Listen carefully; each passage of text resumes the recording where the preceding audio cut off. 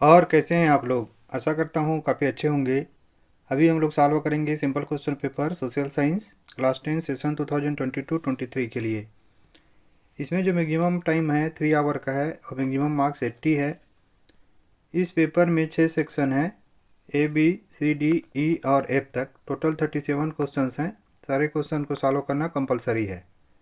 Section A में 1 से 20 तक MCQ टाइप के क्वेश्चन हैं, 1 मार्क्स ईच के। सेक्शन बी में question number 21 to 24 very short answer type questions हैं। इसमें 2 मार्क्स है ईच क्वेश्चन में और इसमें वर्ड लिमिट 40 वर्ड्स का है, याद रखिएगा वर्ड लिमिट को। फिर सेक्शन सी में क्वेश्चन नंबर 25 to 29 है। ये शॉर्ट आंसर टाइप क्वेश्चंस हैं, 3 मार्क्स ईच के। इसमें वर्ड लिमिट जो है ना वो 60 वर्ड्स का है। सेक्शन डी में क्वेश्चन नंबर 30 to 33 है और ये लॉन्ग आंसर टाइप क्वेश्चंस हैं। इसमें 5 मार्क्स ईच है और वर्ड लिमिट इसमें 120 वर्ड्स है। और सेक्शन ई जो है उसमें 34 to 36 केस बेस्ड क्वेश्चंस हैं। इसमें 3 सब क्वेश्चंस हैं, 4 मार्क्स ईच के। सेक्शन एफ में क्वेश्चन नंबर 37 है जो कि मैप बेस्ड है। इसमें 5 मार्क्स हैं, 2 पार्ट्स में ये क्वेश्चन है। 37 ए जो है ना हिस्ट्री से है 2 मार्क्स का, और 37 बी जो है ना वो जियोग्राफी से है 3 मार्क्स का। इसमें कोई ओवरऑल चॉइस नहीं है पूरे के पूरे क्वेश्चन पेपर पे, लेकिन इंटरनल चॉइस दिए हुए हैं कुछ क्वेश्चंस में और उनमें से केवल एक क्वेश्चन को आपको सॉल्व करना है। इसके साथ ही अलग अलग इंस्ट्रक्शंस दिए हुए हैं सारे सेक्शन में, हर क्वेश्चन के साथ जहाँ पे भी ज़रूरी है उसको पढ़ के आपको फिर सॉल्व करना है। अब सेक्शन ए में देखिए क्वेश्चन 1 है कि what help the in the colonisation of Asian and African countries, identify the correct statement from the following options. इसमें पूछ रहा है कि किस चीज़ ने एशियन और अफ्रीकन कंट्रीज में सबसे ज़्यादा हेल्प किया कॉलोनाइजेशन के लिए। हमको इन चारों ऑप्शन में से एक ऑप्शन को चूज करना है। तो सबसे पहले इस क्वेश्चन को हम लोग समझते हैं। अब देखिए बुक में अगर आप अच्छे से पढ़ेंगे तो पेज नंबर 85 में लिखा हुआ है कि so visible were the imposing new mills, so magical seemed to be the power of new technology that contemporaries were desert. तो यहाँ पे देखिए सबसे बड़ा जो इम्पोर्टेंट फैक्टर था ये कॉलोनाइजेशन करने के लिए कि जो पावर ऑफ न्यू टेक्नोलॉजी है उसने क्या किया, चीज़ों को लाने ले जाने में, ट्रांसपोर्टेशन में काफ़ी इजी कर दिया, जिसके कारण जो कॉलोनाइजेशन है, ये जो सर्च फॉर मार्केट है वो काफ़ी तेज़ी से बढ़ा। इसमें ऑप्शन ए बोलता है inter governmental policies for the expansion of trade. जैसे हमने पढ़ा कि इसमें जो रोल है एक्सपेंशन ऑफ कॉलोनाइजेशन में, उसमें इंटर गवर्नमेंटल पॉलिसीज का नहीं है, तो फर्स्ट ऑप्शन नहीं होगा। बी है governmental invite to the mother countries for expansion, ये भी हमने नहीं पढ़ा, ये भी नहीं होगा। सी देखिए technology investments and improvement in transport, बिल्कुल यही है, हमने अच्छे से समझा है कि जो नई टेक्नोलॉजी आई, जो इन्वेस्टमेंट बढ़ा और ट्रांसपोर्ट इंप्रूव हुआ, जिसके कारण एशियन और अफ्रीकन कंट्रीज में कॉलोनाइजेशन बढ़ा, तो इसका ऑप्शन सी करेक्ट हो जाएगा। उसके बाद डी बोलता है capitalist of these regions wanted trade with colonial powers, ये भी नहीं है। अब इसमें क्वेश्चन नंबर 2 है which of the following news paper was started by बाल गंगाधर तिलक। तो बाल गंगाधर तिलक ने कौन से न्यूज़पेपर को स्टार्ट किया था।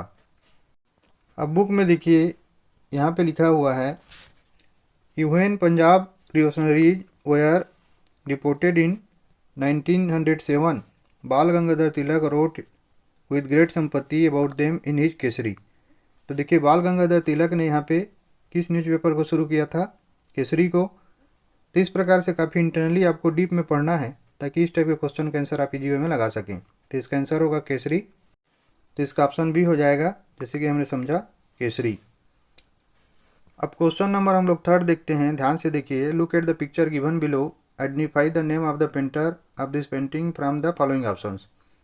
ये जो पिक्चर यहाँ पे दिया हुआ है इसको हमको ध्यान से देखना है और बताना है कि ये जो पेंटर के, ये जो पेंटिंग है उसके पेंटर कौन है। तो चलिए इसको भी देख लेते हैं। अब यहाँ पे देखिए ये जो पेंटिंग है जो कि आप स्क्रीन पे देख पा रहे हैं, उसको पेंट किया था राजा रवि वर्मा ने। यहाँ पे दिया हुआ है देखिए, painters like Raja Ravi Varma produced images for mass circulation, poor wood engravers who made wood blocks set up shop near the letter presses and were employed by print shops. तो ये देखिए जो प्रिंटिंग है उसको किसने पेंट किया हुआ है, राजा रवि वर्मा ने। तो इसका आंसर हो जाएगा ऑप्शन सी, राजा रवि वर्मा। अब इसमें जो कैंडिडेट विजुअली इम्पेयर्ड होते हैं उनके लिए क्वेश्चन है कि who among the following was the author of the book Gita Govind. किनमें से कौन जो है ना लेखक हैं जो बुक है गीता गोविंद उसके। अब यहाँ पे देखिए ये लिखा हुआ है कि pages from Gita Govind of Jaydev 18th century. तो ये जो आंसर होगा इसका क्या होगा कि गीता गोविंद के जो रचयिता हैं या राइटर हैं वो जयदेव हैं। तो इसका आंसर हो जाएगा ऑप्शन सी, जयदेव। अब क्वेश्चन नंबर 4 देखिए, arrange the following in chronological order. कि जो नीचे दिया हुआ है उसको क्रोनोलॉजिकल ऑर्डर में हमको अरेंज करना है। तो इसमें देखिए पहला बोलता है कि print culture created the conditions for the French revolution. कि प्रिंट कल्चर ने फ्रेंच रेवोल्यूशन के लिए परिस्थितियाँ बनाई। सेकेंड है Martin Luther's writings led to beginning of the Protestant reformation. कि मार्टिन लूथर के जो राइटिंग्स थे उन्होंने प्रोटेस्टेंट रिफॉर्मेशन को शुरू किया। तीसरा है मेनेचियो reinterpreted the message of the Bible. कि मेनेचियो ने बाइबल के मैसेज को री इंटरप्रेट किया। और फोर्थ है John Gutenberg invented printing press. John Gutenberg ने प्रिंटिंग प्रेस को इन्वेंट किया। तो एक एक करके चलिए समझते हैं कि ये कैसे कैसे हुआ। तो देखिए इसमें सबसे पहले जो जॉन गुटनबर्ग थे उन्होंने 1448 में सबसे पहले प्रिंटिंग सिस्टम का शुरू किया। और उन्होंने सबसे पहले जो प्रिंट किया था वो बाइबल को प्रिंट किया था। 180 कापीज उन्होंने इस बुक का प्रिंट किया था।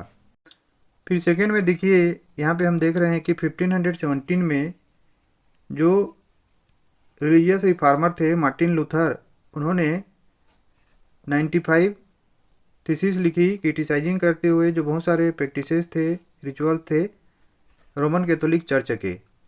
तो क्रोनिकल ऑर्डर में सेकंड में आ जाएगा Martin Luther's writing led to beginning of the Protestant reformation. ठीक है। और यहाँ पे भी देखिए इसको काफ़ी अच्छे से एक्सप्लेन किया हुआ है कि this lead to a division within the church and to the beginning of the Protestant Reformation. उसके बाद देखिए थर्ड में यहाँ पे देखिए मेनोचियो जो कि एक मिलर थे इटली में, उन्होंने जो आसपास की बुकों को जो अवेलेबल थे लोकेलिटी में उसको पढ़ना शुरू किया। और उनका जो सबसे इम्पोर्टेंट काम था उन्होंने क्या किया कि जो बाइबल है उसको फिर से री इंटरप्रिटेट किया। यहाँ पे देखिए ही री interpreted the Bible message of the Bible and formulated a view of God and creation that engaged the Roman Catholic church. इसके बाद यही होगा। और सबसे लास्ट में आएगा print culture and the French revolution. तो लास्ट में होगा कि print culture created the conditions for the French revolution. तो देखिए हमने अच्छे से समझा है इसको कि सबसे पहले जॉन गुटनबर्ग ने प्रिंटिंग प्रेस को शुरू किया है, फर्स्ट हो जाएगा। उसके बाद Martin Luther's writing led to beginning of the Protestant reformation, ये सेकेंड हो जाएगा। उसके बाद प्रिंट में Menocchio reinterpreted the message of the Bible, ये थर्ड हो जाएगा। और print culture created the condition for the French revolution, ये फोर हो जाएगा। तो इसका ऑप्शन डी करेक्ट होगा। अब क्वेश्चन नंबर 5 है कि identify the crop with the help of the following information. कि हमको इस क्रॉप को आइडेंटिफाई करना है, जो भी इन्फॉर्मेशन दिया है उसको स्टडी करते हुए। इसमें फर्स्ट है कि it is a crop which is used both as food and fodder. कि एक ऐसा क्रॉप है जो खाने में भी और जानवरों को खिलाने में भी, जानवरों को चारा के रूप में भी यूज होता है। सेकेंड है it is a kharif crop which requires temperature between 21 degree centigrade to 27 degree centigrade. ये जो है ना खरीफ क्रॉप है, बरसाती फसल है, जिसके लिए टेम्परेचर जो है 21 डिग्री सेंटीग्रेड से 27 डिग्री सेंटीग्रेड तक होता है। It grows well in old alluvial soil, और ये बहुत अच्छा पैदा होता है ओल्ड एलुवियल साइल में। Use of modern inputs have contributed to the increasing production of this crop. और जो मॉडर्न टेक्नोलॉजी है उसने बहुत ज़्यादा इसके प्रोडक्शन को बढ़ाया है। अब यहाँ पे देखिए maize it is a crop which is used both as food and fodder. It is a kharif crop which requires temperature between 21 degree centigrade to 27 degree centigrade and grows well in old alluvial soil। तो इसका answer क्या हो जाएगा? मेजे हो जाएगा। तो इसी प्रकार से आपको सारे का याद रखना है ना। इसमें मेजे पूछा हो सकता है मिलेट से पूछ दे और कुछ पूछ दे। तो इसका आंसर हो जाएगा ऑप्शन बी मेजे। इसके बाद क्वेश्चन नंबर 6 है, which of the following description of forest is not correct. किनमें से कौन सा डिस्क्रिप्शन जो है ना फॉरेस्ट को लेकर है जो कि करेक्ट नहीं है। तो देखिए इसके लिए सबसे पहले हम समझ लेते हैं कि ये कहाँ से क्वेश्चन उठाया गया है, क्या क्या चीज़ हमको जानना जरूरी है। देखिए इस क्वेश्चन में जो चीज़ों को बताया गया है वो यहाँ से लिया गया है कि फर्स्ट है रिजर्व फॉरेस्ट। रिजर्व फॉरेस्ट होता है more than half of the total forest land has been declared reserve forest. फिर protected forest, almost 1/3 of the total forest area is protected forest is declared by the forest department. और इसका third classification है unclassed forest. तो there are other forest and waste lands belonging to both government and private individuals and communities. तो 3 प्रकार के यहाँ पे classification है।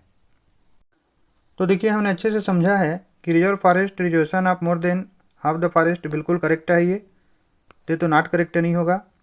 फिर भी है protected forest reservation of 1/3 of the forest, ये भी सही है, ये भी नॉट करेक्ट नहीं होगा। सी है unclassed forest reservation of forest under government and private individuals, ये भी सही है।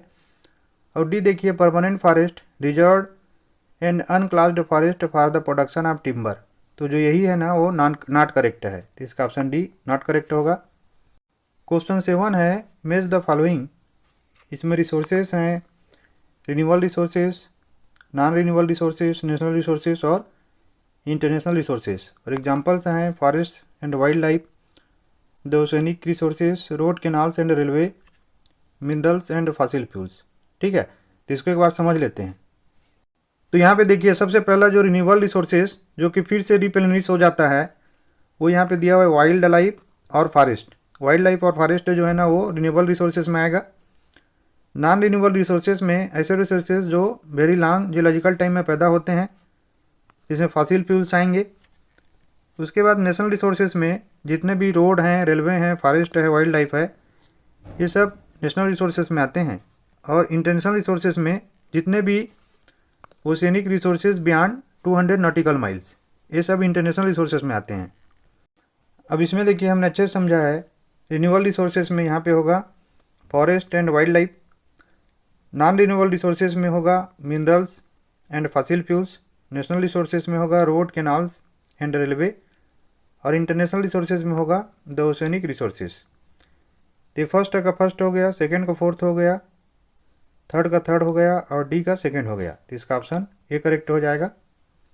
अब इसमें क्वेश्चन 8 है कि consider the following statements regarding power sharing arrangements in Belgium and identify the incorrect one from the following.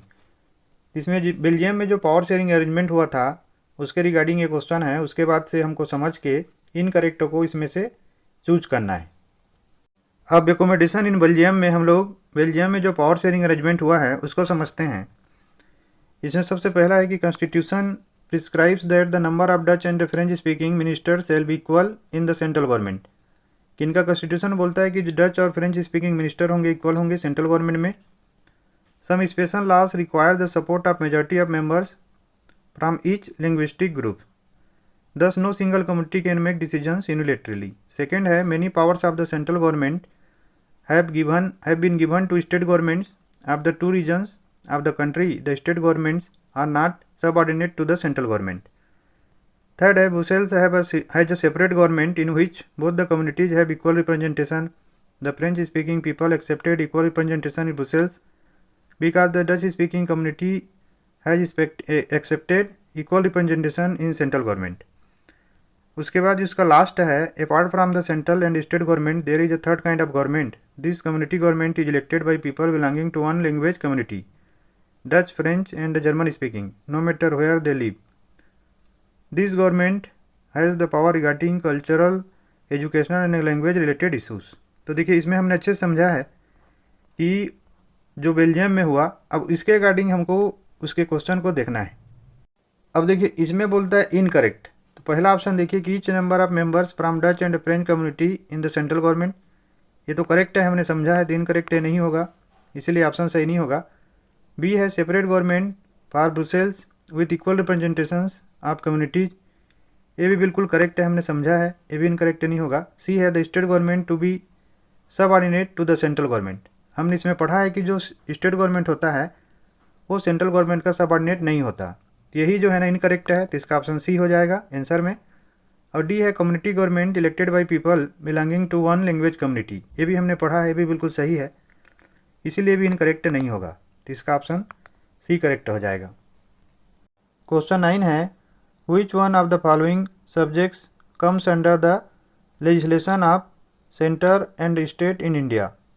कि नीचे दिए गए सब्जेक्ट में कौन से सब्जेक्ट जो है वो सेंटर और स्टेट दोनों के लेजिस्लेशन में आता है। अब इसमें देखिए एक लिस्ट होता है यूनियन गवर्नमेंट का, जिसमें आता है जो नेशनल इंपॉर्टेंस के सब्जेक्ट होते हैं, जैसे कि फॉरेन अफेयर्स है, बैंकिंग, कम्युनिकेशन, करेंसी है। दूसरा लिस्ट होता है स्टेट लिस्ट, जिसमें स्टेट के लोकल इंपॉर्टेंस के जो सब्जेक्ट होते हैं, जैसे कि police, trade, commerce, agriculture, irrigation है। लेकिन इसके साथ में कोकरेंट लिस्ट भी होता है, जिसमें दोनों के दोनों जो गवर्नमेंट होते हैं उनका अथॉरिटी होता है, जिसमें एजुकेशन आता है, एग्रीकल्चर आता है। तो देखिए इसमें इसका आंसर हो जाएगा एजुकेशन। क्वेश्चन 10 है which of the following statement is true regarding feminist movement. Feminist movement को लेकर इनमें से कौन सी स्टेटमेंट ट्रू है। ए बोलता है group which favours giving more power to working women a rural and urban level. ये जो मूवमेंट है उस ग्रुप का है जो कि फेवर करता है ज़्यादा पावर देना वर्किंग वुमेन को रूरल और अर्बन लेवल में। बी है movement that believes in giving exclusive rights to female in urban areas. एक ऐसा मूवमेंट है जो एक्सक्लूसिव राइट देना चाहता है फीमेल्स को अर्बन एरियाज में। सी है radical women's movements aimed at equality in personal and family life as well. और एक बहुत ही क्रांतिकारी महिलाओं का मूवमेंट है जिसमें उनको इक्वलिटी मिलना चाहिए पर्सनल और फैमिली लाइफ में। डी है it is the practice of placing a feminine and masculine point of view in decision making. कि एक तरीका है जिसमें फेमिनाइन और मैस्कुलाइन पॉइंट ऑफ व्यू को डिसीजन मेकिंग में प्रैक्टिस किया जाए। अब यहाँ पे देखिए इसका आंसर दिया हुआ है कि more radical women's movements aimed at equality in personal and family life as well. तो देखिए इसमें जो रेडिकल वुमेन मूवमेंट है इनका एम है कि उनको इक्वलिटी मिले पर्सनल और फैमिली लाइफ में। और इसी प्रकार के मूवमेंट को क्या बोला जाता है, ये फेमिनिस्ट मूवमेंट बोला जाता है। इसीलिए इसका ऑप्शन हो जाएगा option C radical women's movement aimed at equality in personal and family life as well. इसमें क्वेश्चन 11 है which one among the following pairs is correctly matched. कि नीचे जो पेयर दिए हुए हैं उनमें से कौन सा जो है ना वो करेक्टली मैच्ड है। तो इसमें देखिए Bharatiya Janata party national democratic alliance दिया हुआ है, कांग्रेस पार्टी का left front, communist party of India regional party, Mizo national front जो है वो यूनाइटेड प्रोग्रेसिव अलायंस। तो इसको पहले देख लेते हैं। अब यहाँ पे देखिए सारे पार्टीज के लिए लिखा है भारतीय जनता पार्टी, और भारतीय जनता पार्टी वाले पेज को आगे पढ़ेंगे आप तो यहाँ पे लिखा हुआ है कि भारतीय जनता पार्टी का जो अलायंस है वो एनडीए है, नेशनल डेमोक्रेटिक अलायंस है। ठीक है, तो जो हमने पढ़ा है उसमें Bharatiya Janata party national democratic alliance इसका करेक्टली मैच्ड होगा। जैसे हमने समझा है कि इसका ऑप्शन ए करेक्ट हो जाएगा। कांग्रेस पार्टी तो लेफ्ट फ्रंट नहीं होता है, और communist party of India left front होता है। कांग्रेस पार्टी एक रीजनल पार्टी नहीं है, नेशनल पार्टी है। और ये कांग्रेस पार्टी जो है ना यहाँ पे यूनाइटेड प्रोग्रेसिव अलायंस बनाएगा। मिजो नेशनल फ्रंट जो है ना वो एक रीजनल पार्टी है। ठीक है, क्वेश्चन 12 है there are two statements marked as assertion A and reason R mark your answer as per the codes provided below. Assertion A democracy is an accountable responsive and legitimate government. Reason दे रहा है democracies have regular free and fair elections and decision making is based on norms and procedures. इसमें assertion में बोल रहा है कि democracy जो है अकाउंटेबल, रिस्पॉन्सिव और लेजिटिमेट गवर्नमेंट है। रीजन बता रहा है क्योंकि इसमें regular free and fair elections होते हैं और जो डिसीजन मेकिंग होता है वो नॉर्म्स और प्रोसीजर के ऊपर बेस्ड होता है। अगर हम लोग यहाँ से पढ़ते हैं how do assess democracies outcomes में, इसमें लिखा है कि promotes equality among citizens, enhances the dignity of the individual, improves the quality of decision making, provides a method to resolve conflicts and allow room to correct mistakes। ठीक है, इसके आगे देखते हैं तो accountable, responsive and legitimate government है। तो इसको अगर हम डिटेल में पढ़ें तो ये जो असर्शन और रीजन है दोनों को दोनों एकदम करेक्ट है। तो देखिए इसका ऑप्शन ए करेक्ट हो जाएगा। Both assertion and reason are true and reason is the correct expression of A. इसके बाद क्वेश्चन 13 देखते हैं which one of the following religions was protected and fostered by Sri Lanka in their constitution। तो हमने अच्छे से समझा है कि श्रीलंका में उन्होंने क्या किया, जो बुद्धिज्म था उसको उन्होंने कॉन्स्टिट्यूशन में ज़्यादा महत्व दिया और प्रोटेक्ट किया, जिसके कारण बुद्धिज़्म और जो तमिल थे उनके बीच में कन्फ्लिक्ट पैदा हुआ। तो इसका आंसर हो जाएगा ऑप्शन सी, बुद्धिज़्म। इसके बाद क्वेश्चन 14 देखते हैं। Read the given data and find out children of which state has attend maximum elementary school education. यहाँ पे एक डाटा दिया हुआ है जिसमें स्टेट दिया हुआ है हरियाणा का, यहाँ पे पर कैपिटा इनकम दिया हुआ है, लेकिन जो चीज़ हमको पूछ रहा है ना वो बेसिकली है अटेंडेंस, नेट अटेंडेंस रेशियो से रिलेटेड है ना। तो यहाँ पे देखिए 61 है इसमें हरियाणा में, और केरला में देखिए वो है 83, और बिहार में है 43, सबसे कम बिहार में है। तो यहाँ पे क्वेश्चन क्या पूछ रहा है कि read the given data and find out children of which state has attended maximum elementary school education. तो यहाँ पे साफ साफ दिख रहा है कि जो मैक्सिमम एलिमेंट्री एजुकेशन है वो सबसे ज़्यादा केरला के बच्चों ने अटेंड किया है। तो इसका ऑप्शन हो जाएगा ऑप्शन डी, केरला। क्वेश्चन 15 है। Read the following data and select the appropriate option from the following. Data को पढ़ के हमको अप्रोप्रिएट ऑप्शन को सेलेक्ट करना है। Educational achievement of rural population of Uttar Pradesh, इसमें लिखा है जो एजुकेशनल अचीवमेंट है रूरल पॉपुलेशन का उत्तर प्रदेश में, इसमें कैटेगरी दिया हुआ है literacy rate for rural population. तो जो रूरल पॉपुलेशन का लिटरेसी रेट है वो मेल में 76% है और फीमेल में 54% है। Literacy rate for rural children in age group 10 to 14 years, 10 to 14 years में लिटरेसी रेट 90% है मेल का, और फीमेल का 87% है। और percentage of rural children age 10 to 14 attending school, तो देखिए इसमें अटेंडिंग स्कूल में 85% है और मेल में और फीमेल में 82% है। तो क्वेश्चन बोलता है कि how much percentage of girls are not attending school, कितने परसेंटेज गर्ल्स अटेंड नहीं कर रहे हैं स्कूल को। तो यहाँ पे देखिए 82% जो है ना अटेंड कर रहे हैं। तो हमको सीधा क्या करना है, 100 - 82 कर दीजिए आप, तो आपको मिल जाएगा 18%। तो इतनी लड़कियाँ जो है ना वो अटेंड नहीं कर रही हैं। तो इसका ऑप्शन डी करेक्ट हो जाएगा, 18%। क्वेश्चन 16 है। Find the odd one out from the following options. इसमें से हमको ऑड वन को बताना है। तो यहाँ पे ये जो ए बी सी ऑप्शन को देखेंगे आप, ये तीनों सिमिलर हैं। क्यों सिमिलर हैं? क्योंकि तीनों में काम करने वाले लोगों का नाम है, जैसे कि tourist guide, barber, tailor and potter, teacher, doctor, vegetable vendor and lawyer, postman, cobbler, soldier and police constable. लेकिन डी नंबर में देखिए यहाँ पे क्या दिया हुआ है, इंडियन रेलवेज है, जेट एयरवेज है, दूरदर्शन और मेट्रो है। इसमें सब अलग अलग हैं। तो इसका ऑप्शन डी ही आड होगा। क्वेश्चन 17 है। Fill in the blank. Sector में है प्राइमरी, सेकेंडरी एंड टर्सरी। और criteria used nature of economic activities. फिर उसके बाद है ऑर्गेनाइज्ड, अनऑर्गेनाइज्ड। ठीक है, इसमें ऑप्शंस दिया हुआ है। A nature of employment activities, B है nature of social activities, C nature of production activities और डी है नेचर ऑफ पॉलिटिकल एक्टिविटीज़। इसको अगर हम लोग पढ़ेंगे कि division of sectors as organised and unorganised, इसमें जो क्लासिफिकेशन होता है एक्टिविटीज़ की इकोनॉमी में, वो नेचर ऑफ एम्प्लॉयमेंट के ऊपर होता है। अगर नेचर ऑफ एम्प्लॉयमेंट जो है वो परमानेंट है तो ऑर्गेनाइज सेक्टर में होगा, रेगुलर जहाँ पे उसको बेनिफिट्स मिलते हैं। और जहाँ पे नेचर ऑफ एम्प्लॉयमेंट जो है ना वो रेगुलर नहीं है, कैजुअल है, तो अनऑर्गेनाइज्ड होगा। तो यहाँ पे देखिए प्राइमरी, सेकेंडरी एंड टर्सरी का नेचर ऑफ इकोनॉमिक एक्टिविटीज़ के ऊपर है। तो ऑर्गेनाइज्ड एंड अनऑर्गेनाइज्ड का हमने अच्छे से समझा है कि नेचर ऑफ एम्प्लॉयमेंट एक्टिविटीज़ के ऊपर है। तो इसका ऑप्शन ये करेक्ट हो जाएगा। क्वेश्चन 18 है। Read the information given below and select the correct option. Rohan has taken a loan of ₹5 lakh from the bank to purchase a house on 12% rate of interest. He has to submit papers of new house and a salary card to the bank. What is this process called as? तो देखिए रोहन जो है ना 5 लाख का loan ले रहा है एक बैंक से एक हाउस खरीदने के लिए। रेट ऑफ इंटरेस्ट 12% का है, तो उसको नए घर का पेपर देना पड़ेगा और अपना सैलरी कार्ड बैंक में देना पड़ेगा। तो यह प्रोसेस क्या कहलाता है? ए है इंटरेस्ट रेट, बी है कोलेट्रल, सी है प्रिंसिपल अमाउंट और डी है इंस्टॉलमेंट्स। अब यहाँ पे देखिए टर्म्स ऑफ क्रेडिट में every loan agreement specifies an interest rate which the borrower must pay to the lender along with the repayment of the principal. In addition, lenders may demand collateral security against the loans. तो देखिए अगर कोई चीज़ को हम गिरवी रखते हैं ना तो उसको क्या बोलते हैं? कोलेट्रल बोलते हैं। Collateral is an asset that the borrower owns such as land, building, vehicle, livestock, deposit with banks and uses this as a guarantee to a lender until the loan is repaid. तो इसका answer हो जाएगा option B, collateral. Question 19 है, which of the following international agencies allow free trade and work on mutual trade between countries. तो निम्न में से नीचे कौन सा इंटरनेशनल एजेंसी है जो कि फ्री ट्रेड और वर्क को अलाउ करता है म्यूचुअल ट्रेड का दो कंट्रीज के बीच में।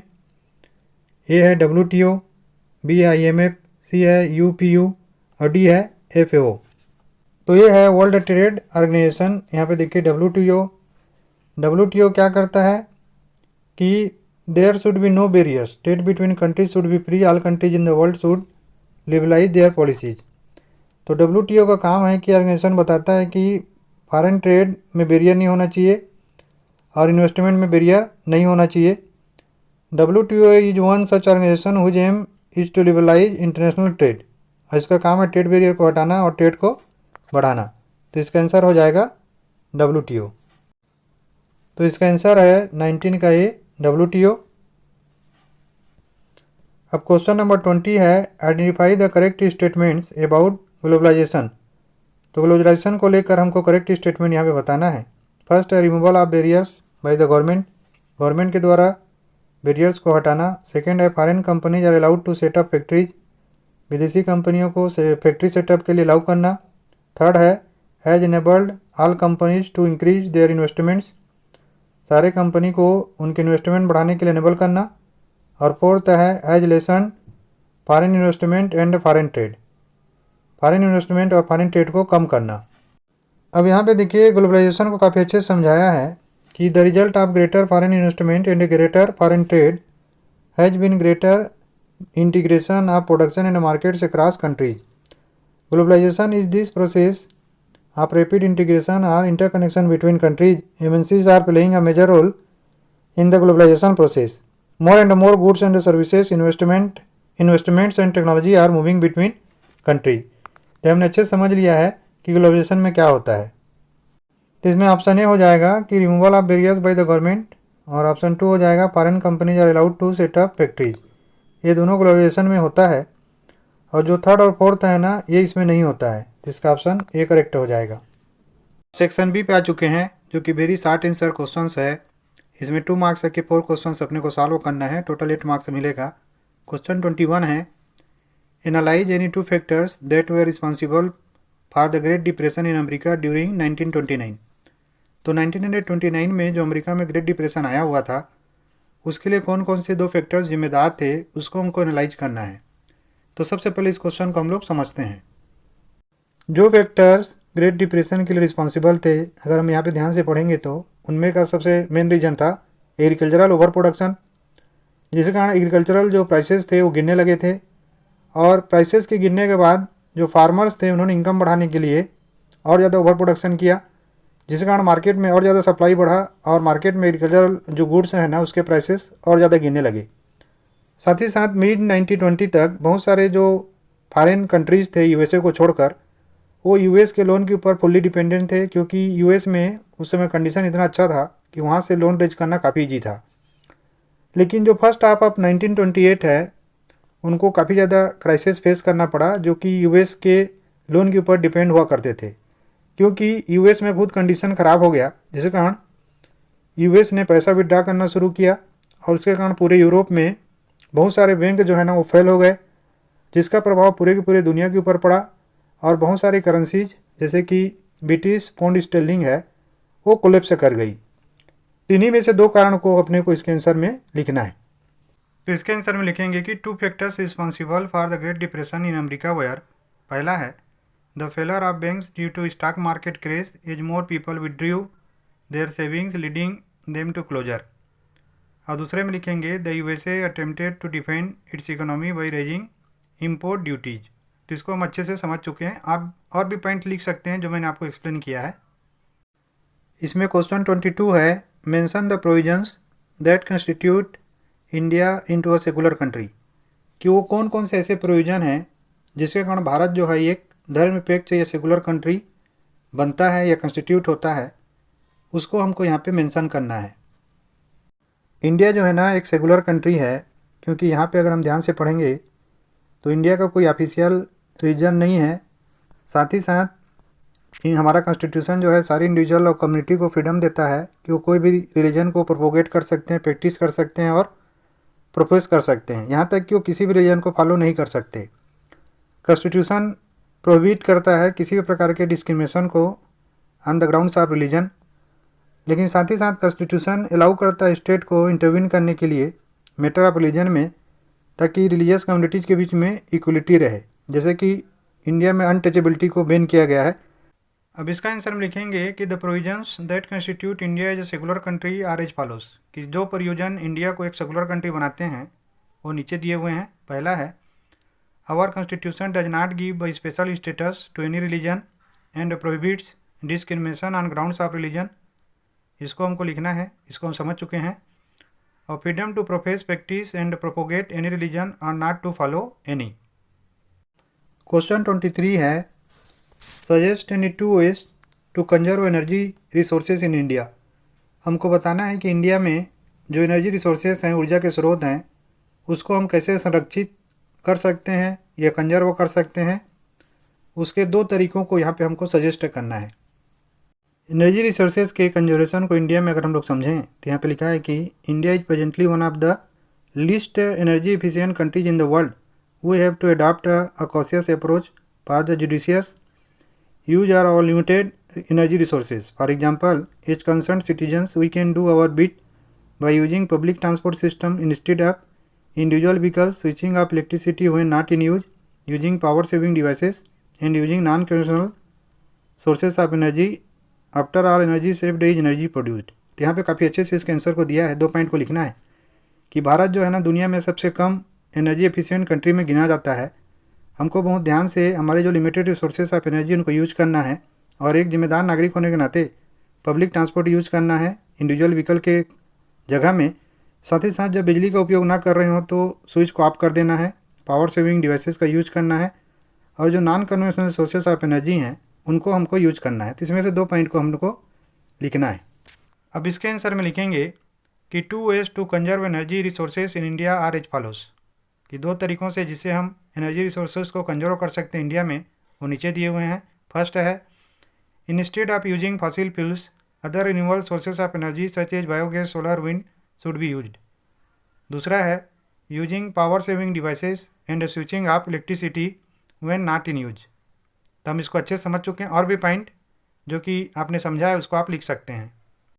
क्वेश्चन 23 का आर है, suggest any 2 ways to improve the usages of solar energy. जो सोलर एनर्जी है या सौर ऊर्जा है उसके उपयोग को कैसे हम इम्प्रूव करें, उसके 2 तरीक़ों को यहाँ पे हमको सजेस्ट करना है। इसका आंसर है कि 2 ways to improve the usages of solar energy are as follows, कि 2 तरीके जिनके द्वारा हम लोग सोलर एनर्जी के उपयोग को इम्प्रूव कर सकते हैं वो नीचे दिए हुए हैं। फर्स्ट है, government should focus on reducing the cost of solar panels, कि गवर्नमेंट को जो सोलर पैनल्स है उसकी कीमतों को कम करने के लिए फोकस करना चाहिए। दूसरा है, buying high concentrated photovoltaic cells and we should avoid installing solar panels in shaded areas, कि हमको हाई कंसनट्रेटेड फोटोवोल्टिक सेल को खरीदना चाहिए। साथ ही साथ जो छायादार भाग हैं जहाँ पे सौर एनर्जी अच्छा से नहीं आता है वहाँ के अवॉइड करना चाहिए सोलर पैनल को इंस्टॉल करने के लिए। बाकी पॉइंट भी आप लिख सकते हैं। क्वेश्चन 24 है, in what ways government can increase employment in the rural sector, कि किन किन तरीक़ों से सरकार जो है, गवर्नमेंट जो है वो रोज़गार या एम्प्लॉयमेंट को बढ़ा सकता है रूरल सेक्टर्स में, उसको यहाँ पे हमको लिखना है। तो याद रखिएगा इसको लिखना है हमको 30 से 40 वर्ड लिमिट में। ये how to create more employment, यहाँ पे अगर हम ध्यान से पढ़ेंगे तो हमको पता चलेगा कि रूरल एरिया में गवर्नमेंट को डैम और कैनाल कंस्ट्रक्ट करना चाहिए। साथ ही साथ टर्सरी फैसिलिटी को इस एरिया में इंट्रोड्यूस करना चाहिए और अवेयरनेस लाना चाहिए लोगों के अंदर में, ताकि लोग जो हैं एम्प्लॉयबिलिटी को फोकस करें। और साथ ही साथ गवर्नमेंट को आइडेंटिफाई करना चाहिए, प्रमोट करना चाहिए, लोकेट करना चाहिए इंडस्ट्री और सर्विसेज को इन एरियाज़ में, और देखना चाहिए कि कौन कौन से जो इंडस्ट्रीज हैं वो इस एरिया में सेट हो सकते हैं जिससे एम्प्लॉयमेंट अपॉर्चुनिटी बढ़े। साथ ही साथ टूरिज़्म को बढ़ाना चाहिए जिससे जो है वहाँ पे एम्प्लॉयमेंट जनरेट हो, और क्राफ्ट इंडस्ट्री और नए सर्विसेज जैसे आईटी को भी वहाँ पे बढ़ावा देना चाहिए। और जैसे इसमें मनरेगा का उल्लेख किया हुआ है, ये भी एक मेजर तरीका है लोगों को एम्प्लॉयमेंट देने का। इसमें से 2 को हमको आंसर में लिखना है। अब इसके आंसर में हम लोग पहला पॉइंट लिखेंगे कि the government can take up many measures such as construction of new dams, canals, roads etcetera where a large number of people can be provided employment in rural areas. इसको हम समझ चुके हैं, तो इस पॉइंट को लिखेंगे। सेकेंड लिखेंगे trading facilities and loans at cheaper rates can also improve employment scenario in the country. इसी में 60 आंसर बेस्ड क्वेश्चंस हैं। 3 मार्क्स के 5 क्वेश्चन अपने को सॉल्व करना है। टोटल 15 मार्क्स का है। इसमें क्वेश्चन 25 है, how was the social and political situation of India affected by the first world war, explain. कि जो सोशल और पॉलिटिकल सिचुएशन था, स्थिति था भारत का, वो किस प्रकार से फर्स्ट वर्ल्ड वार में प्रभावित हुआ था, उसको इसके आंसर में हम लोगों को एक्सप्लेन करना है। देखिए इसका आंसर जो है ना, यहाँ पे दिया हुआ है कि first of all the war created a new economic and political situation. ये जो फर्स्ट वर्ल्ड वार ने एक नया इकोनॉमिक और पॉलिटिकल सिचुएशन को क्रिएट किया था। It led to a huge increase in defence expenditure which was financed by war loans and increasing taxes, customs duties were raised and income tax introduced. और ये जो युद्ध का खर्चा था उससे डिफेंस एक्सपेंडिचर बढ़ा, जिसको फाइनेंस किया जा रहा था लोन के द्वारा और टैक्स से बढ़ाकर, जिससे कस्टम ड्यूटी बढ़ाया गया और इनकम टैक्स इंट्रोड्यूस किया गया। Through the war years price increased doubling between 1913 and 1918। और जो युद्ध का समय था 1913 से 1918 के बीच में प्राइस डबल हो चुका था, leading to extreme hardship for the common people. आम लोगों का जीना मुहाल हो चुका था। Villages were called upon to supply soldiers and the force recruitment in rural areas caused a wide spread anger. और गांव के लोगों को बोला गया कि वो सैनिक सप्लाई करें, और ज़बरदस्ती का रिक्रूटमेंट होने लगा ग्रामीण क्षेत्रों में, जिससे लोगों में काफ़ी ज़्यादा गुस्सा था। Then in 1918-19 and 1920-21 crops failed in many parts of India, resulting in acute shortage of food। और उसी समय में फसल बर्बाद हो गए थे भारत के कई भागों में, जिसके कारण खाने की कमी हो गई थी। This was accompanied by an influenza epidemic. उसके साथ में एक महामारी आ चुका था इन्फ्लुएंजा का। According to the census of 1921, 12 to 13 million people perished as a result of famines and epidemic. कि उस समय का जो सेंसस था 1921 का, वो बताता है कि 1 करोड़ 20 लाख से लेकर 1 करोड़ 30 लाख लोग बीमारी और भूखमरी के कारण मारे गए थे। तो इसमें से 3 पॉइंट को हमको लिखना है। अब इसके आंसर में फर्स्ट पॉइंट लिखेंगे, the war created huge increase in defence expenditure which was financed by war loans and increasing taxes, customs duties were raised and income tax introduced. तो इस पॉइंट को हम समझ चुके हैं। इसका सेकेंड पॉइंट लिखेंगे कि during the war years prices increased and doubled between 1913 and 1918 which led to extreme hardship for the common people. Third point लिखेंगे, crop failed in many parts of India resulting in acute shortage of food, millions died as a result of hunger, famines and the epidemic. तो इसमें ध्यान रखना है 60 words के limit में हमको लिखना है। क्वेश्चन 25 का आर है, how did the Indian merchants and industrialist relate themselves to the Civil Disobedience Movement, explain. कि किस प्रकार से जो भारतीय व्यापारी और उद्योगपति थे, उन्होंने जो सिविल डिसोबीडियंस है, सविनय अवज्ञा आंदोलन है, उसमें से अपने आप को रिलेट किया। इसको हमको इसमें एक्सप्लेन करना है, समझाना है। देखिए इसका आंसर दिया हुआ है यहाँ पे कि during the first world war Indian merchants and industrialist had made huge profits and become powerful. तो फर्स्ट वर्ल्ड वार के समय में जो अपॉर्चुनिटीज मिला था, उसके कारण भारत के जो व्यापारी उद्योगपति थे, उन्होंने काफ़ी लाभ कमाया और पावरफुल हो गए। Keen on expanding their business, they now reacted against colonial policies that restricted business activities. और अपना बिजनेस बढ़ाने के कारण वो ऐसे पॉलिसी के विरुद्ध में थे जिससे उनका बिजनेस जो है रुकता था। They wanted protection against the imports of foreign goods and rupee sterling foreign exchange ratio that would discourage imports. वे चाहते थे कि इम्पोर्ट्स के ऊपर प्रोटेक्शन मिले उनको फॉरेन गुड्स के साथ में, और साथ ही साथ वो चाहते थे कि रुपी स्टर्लिंग फॉरेन एक्सचेंज जो है उसका रेशियो जो है इस प्रकार से रहे कि इम्पोर्ट डिस्करेज हो, जिससे उनका प्रोडक्शन और एक्सपोर्ट बढ़े। To organise business interest they formed the Indian Industrial and Commercial Congress in 1920 and the Federation of Indian Chamber and commerce and Industries FICCI in 1927, led by prominent industrialist like Purushottam Das Thakur Das and GD. Birla. The industrialists attacked the colonial control over the Indian economy and supported the civil disobedience। तो उन्होंने FICCI बनाया, और इसके साथ में जो पुरुषोत्तम दास थे और जी.डी. बिरला थे, उनके लीडरशिप में उन्होंने सपोर्ट किया सिविल डिसोबीडियंस को। तो इसमें देखिए और भी चीज़ें दी हुई हैं, तो इसमें से 3 पॉइंट अपने को लिखना है। अब इसके आंसर में इसका फर्स्ट पॉइंट लिखेंगे कि Indian merchants and industrialist gave financial assistance to the Civil Disobedience Movement and refuse to buy or sell imported goods. ये वाला पॉइंट हम समझ चुके हैं। फिर इसका सेकंड पॉइंट लिखेंगे कि they reacted against the colonial policies that restricted business activities. For this they formed the Indian Industrial and Commercial Congress in 1920 and the Federation of the Indian Chamber of Commerce and Industries FICCI in 1927। और इसका third point लिखेंगे they wanted protection against the imports of foreign goods and the rupee sterling foreign exchange ratio that would discourage imports. Question 26 है examine the factors that influence the distribution pattern of the railway network in India.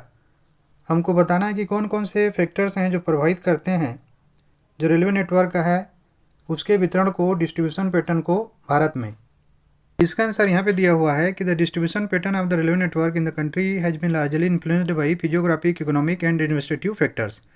कि जो distribution pattern है railway network का हमारे देश में वो ज़्यादातर प्रभावित होता है फिजियोग्राफिक, इकोनॉमिक और एडमिनिस्ट्रेटिव फैक्टर से। The northern plains with their vast level land, high population density and rich agricultural resources provided the most favourable condition for their growth. और जो उत्तरी भारत के मैदान हैं वहाँ पे जनसंख्या ज़्यादा है और खेती बाड़ी के रिसोर्सेज अच्छे हैं, जिनके कारण रेलवे लाइन के लिए कंडीशन जो है काफ़ी अच्छा है। However a large number of rivers requiring construction of bridges across their wide beds posed some obstacles. लेकिन जो बड़ी संख्या में नदियाँ हैं उनमें बड़े बड़े ब्रिज बनाने पड़ते हैं जिसके कारण कुछ बाधाएँ आती हैं। In the hilly terrains of the peninsular region railway tracks are laid through low hills, gaps और टनल्स। और जो पहाड़ी क्षेत्र हैं प्रायद्वीपीय भाग में वहाँ पे रेलवे लाइनों को लो हिल्स में, घाटियों में और टनल्स में बनाया जाता है। The Himalayan mountainous regions too are unfavourable for the construction of railway lines due to high relief, sparse population and the lack of economic opportunities. Likewise it was difficult to lay railway lines on the sandy plain of western Rajasthan, swamps of Gujarat, forested tracts of Madhya Pradesh, Chhattisgarh, Orissa and Jharkhand. उसी प्रकार से जो छत्तीसगढ़ है, उड़ीसा है, झारखंड है, राजस्थान है, इनमें भी रेलवे लाइन बिछाना जो है ना कठिन है। The contiguous stretch of Sahyadri could be crossed only through gaps और passes, Ghats. In recent times the development of the Konkan railway along the west coast has facilitated the movement of passenger and goods in this most important economic region of India। और जो Konkan railway का development हुआ है उसके कारण उस reason में काफ़ी ज़्यादा पैसेंजर और गुड्स का मूवमेंट बढ़ा है। It has also faced a number of problems such as sinking of track in some stretches and landslides. लेकिन चूँकि वहाँ पे बहुत सारा जियोग्राफिकल प्रॉब्लम है उसके कारण वहाँ पे लैंडस्लाइड होता है और कई जगह जो ट्रैक है वो सिंक हो जाता है, डूब जाता है। तो इन्हीं में से 3 पॉइंट को हमको लिखना है। अब इसके आंसर में फर्स्ट पॉइंट लिखेंगे कि the distribution pattern of the railway network in the country has been largely influenced by physiographic, economic and administrative factors. ये वाला पॉइंट हम समझ चुके हैं। सेकेंड पॉइंट लिखेंगे the northern plains with their vast level land, high population density and rich agricultural resources provided the most favourable condition for their growth.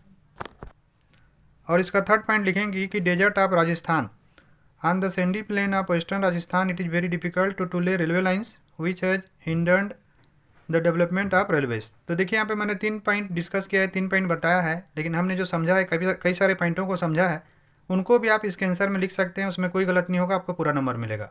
Question 27 है in what ways multinational corporation MNC different from other companies, explain with an example. कि किस प्रकार से जो बहुराष्ट्रीय कंपनियाँ हैं, multinational corporations हैं, MNCs हैं, वो जो डोमेस्टिक कंपनीज हैं जिसको इसमें अदर कंपनीज बोला गया है उनसे अलग हैं। इसको एक एग्जांपल के साथ हम लोगों को एक्सप्लेन करना है। जो मल्टीनेशनल कॉरपोरेशंस होते हैं उनका जो ऑपरेशन का एरिया होता है वो कई कंट्रियों में होता है, जैसे कि एग्जांपल इन्फोसिस। लेकिन जो डोमेस्टिक कंपनीज होते हैं उनका जो एरिया होता है वो केवल उसी कंट्री में होता है जिस कंट्री में वो ऑपरेट करते हैं। दूसरा, जो कंपनीज होते हैं जैसे इन्फोसिस है, ये बहुत सारे कारणों के कारण कई देशों में फैले होते हैं, कई कंट्रीज में अपने आप को एक्सपेंड करके रखते हैं, क्योंकि ये उनको काफ़ी चीप पड़ता है। जिस देश में जो चीज़ सस्ता होता है उस देश में उस चीज़ को ये लोग करते हैं। ऑपरेशनल कास्ट इनके लिए काफ़ी कम हो जाता है और न्यू मार्केट्स इनको मिलते हैं, चीपर रिसोर्सेज मिलते हैं, जिसके कारण इनके फाइनेंशियल मैनेजमेंट के ऊपर काफ़ी ज़्यादा अफेक्ट होता है। लेकिन इसके साथ ही साथ रिस्क भी इनका बढ़ जाता है। जैसे इसमें मैंने इन्फोसिस का एग्जांपल लिया है, आप टीसीएस का भी एग्जांपल ले सकते हैं। तो जो इन्फोसिस का फाइनेंशियल मैनेजमेंट है वो डोमेस्टिक फाइनेंशियल मैनेजमेंट से बिल्कुल अलग होता है। जो डोमेस्टिक कंपनियां होती हैं उनके साथ में एक्सचेंज रेट का कोई प्रॉब्लम नहीं होता, लेकिन जो मल्टीनेशनल कॉर्पोरेशंस होते हैं उनके साथ में एक्सचेंज रेट का बहुत ज़्यादा प्रॉब्लम होता है। अगर एक्सचेंज रेट बढ़ता है तो उनके जो प्रॉफिट हैं या उनका जो रेवेन्यू है उसके ऊपर इसका एक गहरा इम्पेक्ट आता है। तीनों में से 3 पॉइंट्स को हमको इसके आंसर में लिखना है। अब इसके आंसर में फर्स्ट पॉइंट लिखेंगे कि multinational corporations owns and operates production across various countries of the world while domestic companies do not. Example Infosys TCS. इस पॉइंट को हम समझ चुके हैं।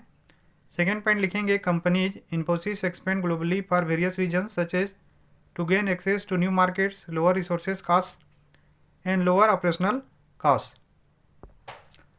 अब इसका थर्ड पॉइंट लिखेंगे कि MNCs are susceptible to currency rates that very depending on the level of inflation in the foreign countries where as they operate in contrast to other companies. ये भी हम समझ चुके हैं। क्वेश्चन 28 है differentiate between democratic and non democratic government. कि जो democratic और नॉन डेमोक्रेटिक गवर्नमेंट होते हैं, लोकतांत्रिक और अलोकतांत्रिक गवर्नमेंट होते हैं, उनके बीच के अंतर को हमको इसमें बताना है।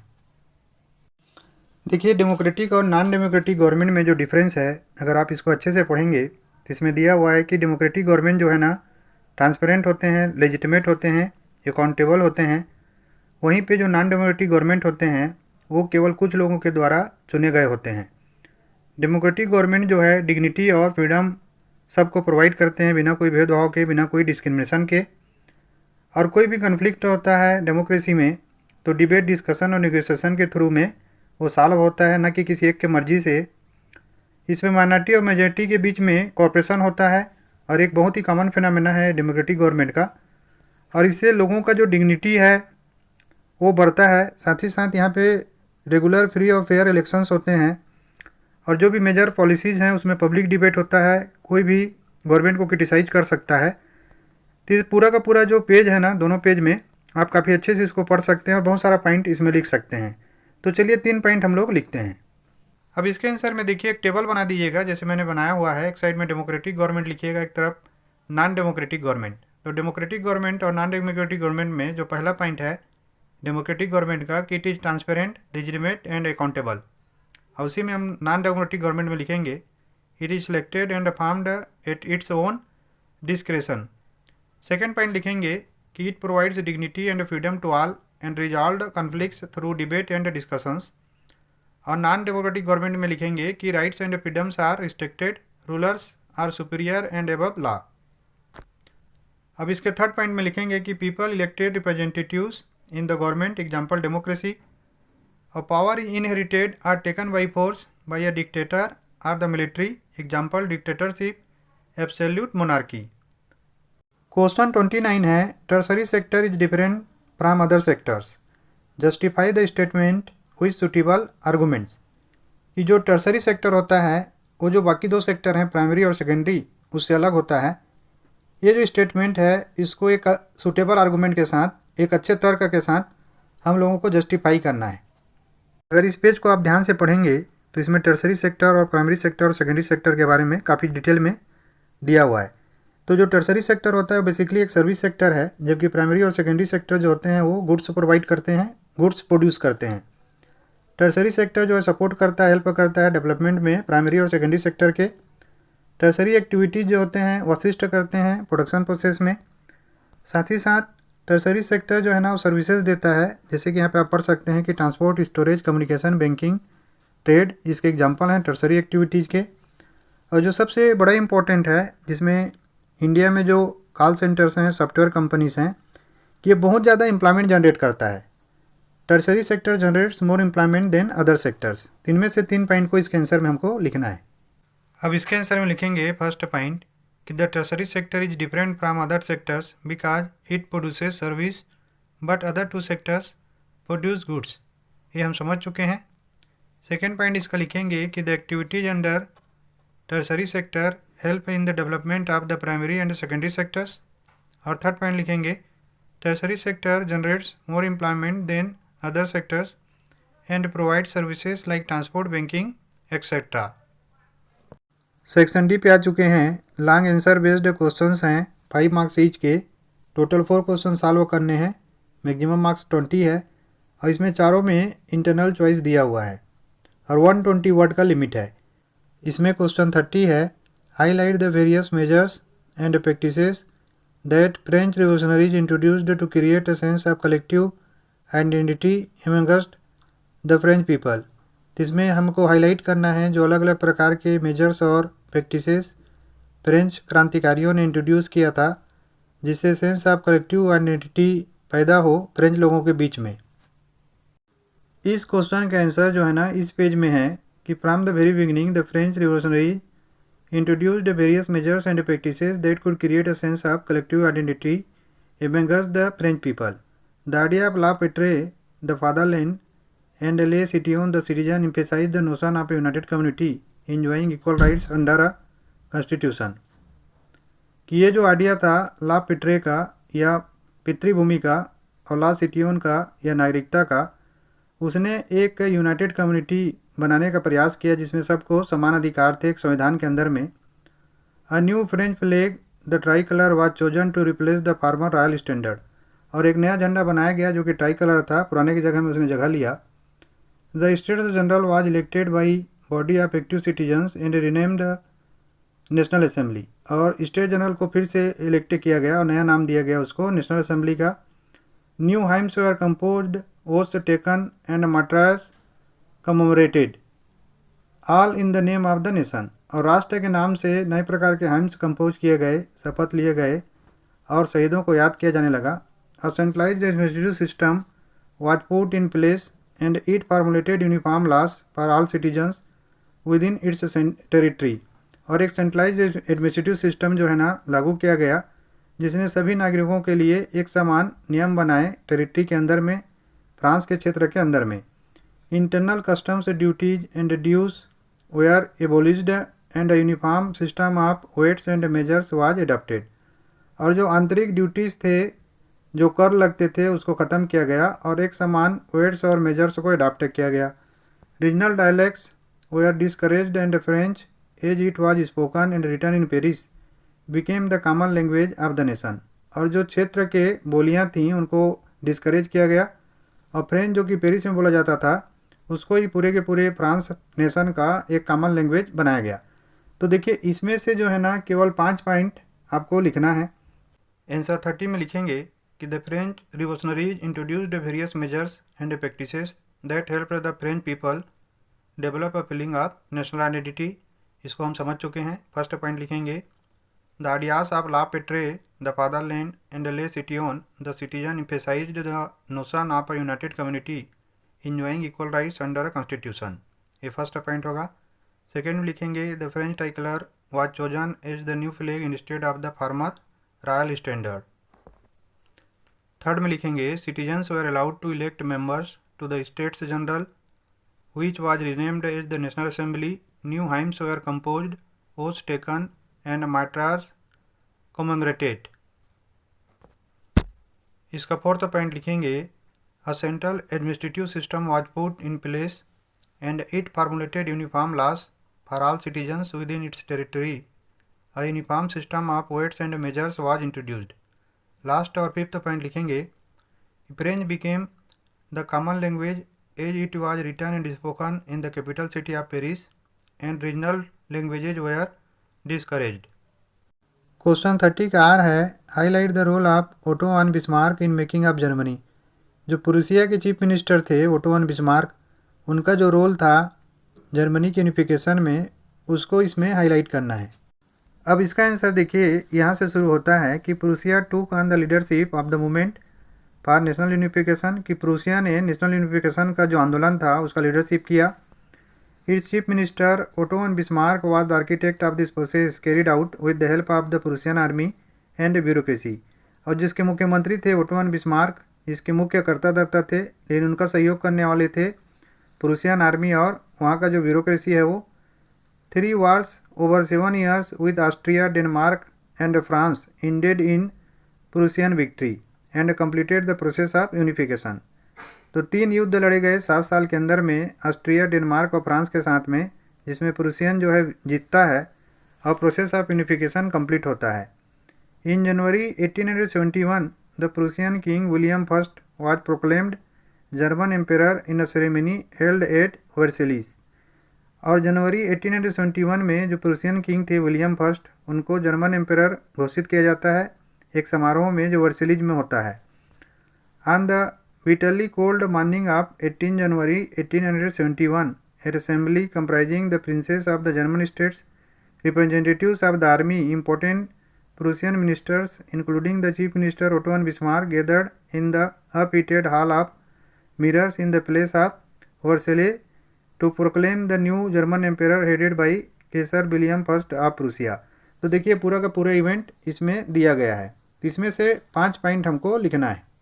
इसका आंसर है कि the role of Otto von Bismarck in making of Germany are as follows.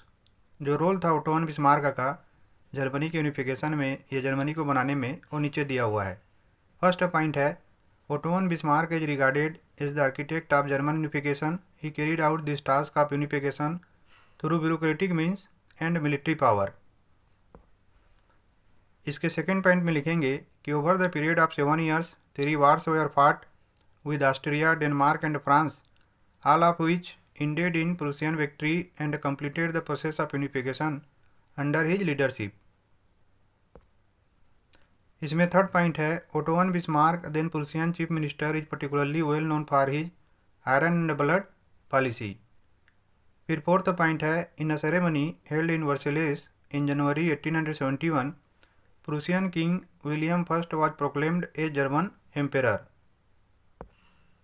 और इसका लास्ट और फिफ्थ पॉइंट है on January 1871 an assembly comprising the princes of the German states, representatives of the army, important Prussian ministers including the chief minister Otto von Bismarck gathered in the Hall of Mirrors in the palace of Versailles to proclaim the new German emperor headed by Kaiser William first of Prussia.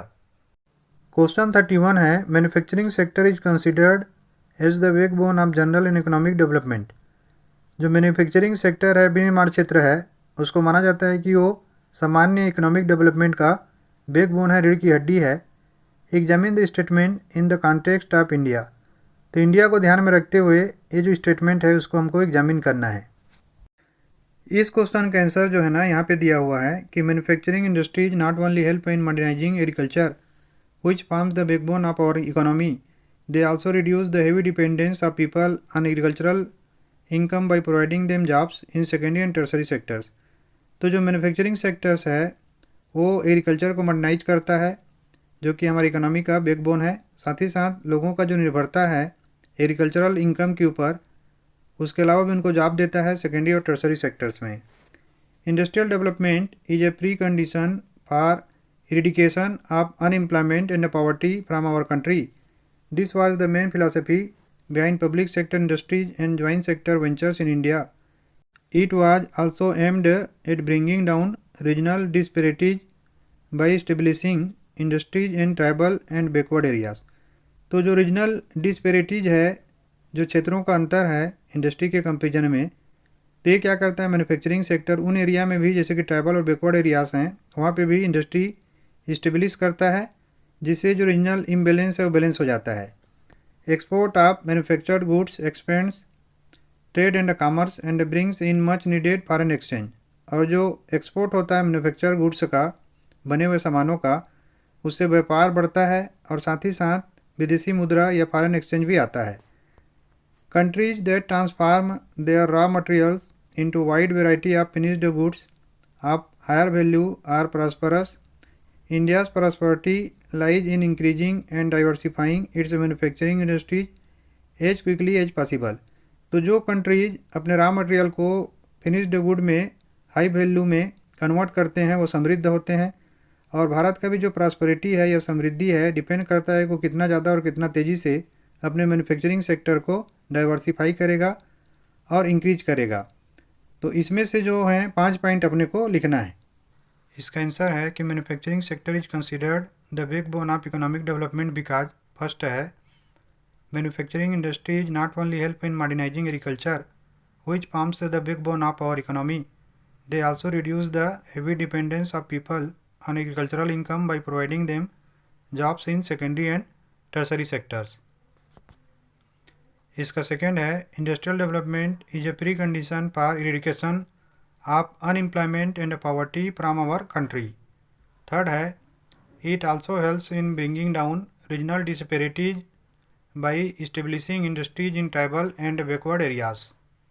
इसका fourth है export of manufactured goods expands trade and commerce and brings in much needed foreign exchange. इसका fifth है countries that transform their raw materials into a wide variety of furnished goods of higher value are prosperous.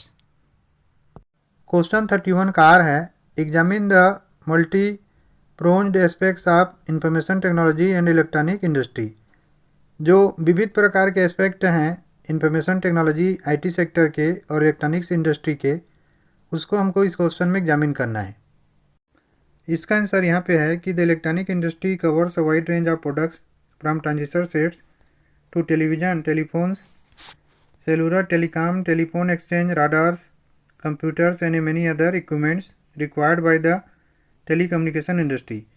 तो जो telecommunication industry है, information technology है, electronic industry है, ये सब बहुत प्रकार के प्रोडक्ट बनाते हैं।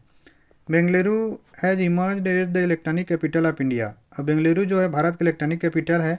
Other important centres for electronic goods are Mumbai, Delhi, Hyderabad, Pune, Chennai, Kolkata, Lucknow and Coimbatore. और बाकी जो सेंटर्स हैं उनमें मुंबई, दिल्ली, हैदराबाद, पुणे, चेन्नई, कोलकाता, लखनऊ, कोयम्बटूर हैं। The major industry concentration is at Bengaluru, Noida, Mumbai, Chennai, Hyderabad and Pune. A major impact of this industry has been on employment generation. The continuing growth in the hardware and software is the key to the success of IT industry in India. तो देखिए सबसे ज़्यादा employment देने में इसका बहुत बड़ा role रहा है और भारत का ग्रोथ जो है ना वो हार्डवेयर और सॉफ्टवेयर इंडस्ट्री के ग्रोथ के ऊपर डिपेंड करता है। तो इसमें से 5 पॉइंट अपने को लिखना है। अब इसका आंसर है the electronics industries covers a wide range of products from transistor sets to television, telephone, cellular telecom, pagers, telephone exchange, radars, computers and many other equipments required by the telecommunication industry. अब इसका first point लिखेंगे कि Bangalore has emerged as the electronic capital of India. Other important centres for electronic goods are Mumbai, Delhi, Hyderabad, Pune, Chennai, Kolkata, Lucknow and Coimbatore. इसका second point है 18 software technology parks provide single window service and high data communication facilities to software experts. Fourth point है this industry has highly impacted employment generation in the country with 30% of the people employed in this sector are women. और fifth और last point है the information and communications industry has been a major foreign exchange earner. The continued growth in the hardware and software departments is the key to the success of the IT industry in India. Question 32 है describe the role of political parties in India. कि भारत में जो political parties है उसका role क्या है, उसको इस क्वेश्चन में हमको डिस्क्राइब करना है। इसके आंसर में पहला है कि पार्टीज कंटेस्ट इलेक्शन, कि जो पार्टियां होती हैं वो चुनाव लड़ती हैं। दूसरा है parties put forward different policies and programmes and the voters choose from them. और जो पार्टीज होते हैं वो पॉलिसी और प्रोग्राम को आगे लाती हैं जिनसे वोटर जो है उनको देख के चूज करता है। इसका जो थर्ड है कि parties play a decisive role in making laws of for a country. और जो पार्टी होते हैं वो मुख्य भूमिका निभाते हैं लॉ बनाने के लिए किसी कंट्री में। चौथा है parties form and run governments. As we noted last year the big policy decisions are taken by political executives that comes from the political parties. तो जो पार्टीज होते हैं वो गवर्नमेंट बनाते हैं और गवर्नमेंट को चलाते हैं और सारे बड़े डिसीजन जो है ना उसी पॉलिटिकल एग्जीक्यूटिव के द्वारा लिए जाते हैं जो कि पॉलिटिकल पार्टीज को बिलोंग करते हैं। इसका फिफ्थ है those parties that lose in the elections play the role of opposition to the parties in power. और जो हार जाते हैं वो अपोजिशन का रोल अदा करते हैं और लोगों के वॉइस को या सरकार की कमजोरियों को उजागर करते हैं। 6 नंबर है कि पार्टीज शेप पब्लिक ओपिनियन। जो पॉलिटिकल पार्टीज होते हैं वो पब्लिक ओपिनियन को शेप देते हैं, एक मत बनाते हैं, उनको रिवोक करते हैं। 7th है parties provide people access to government machinery and welfare schemes. तो जो पार्टीज होते हैं वही एक्सेस देते हैं लोगों को गवर्नमेंट मशीनरी के साथ में और जो वेलफेयर स्कीम्स है उनके साथ में। तो इसमें से देखिए 5 पॉइंट हम लोगों को लिखना है। इसका आंसर लिखेंगे कि political parties are beneficial because they are representative in nature and work as a shape and organised presentation of the public interest. The following roles are played by political parties in a democracy. इसमें first point है parties contest elections and they put forward different policies and programmes and the voters choose from them. Second है they provide a platform and representation to various sections of society and they also provide a platform for public debates and articulation of different opinions. Third point है parties form and run government and they play a decisive role in making laws for the country. They recruit leaders, train them and then make them ministers to run the government.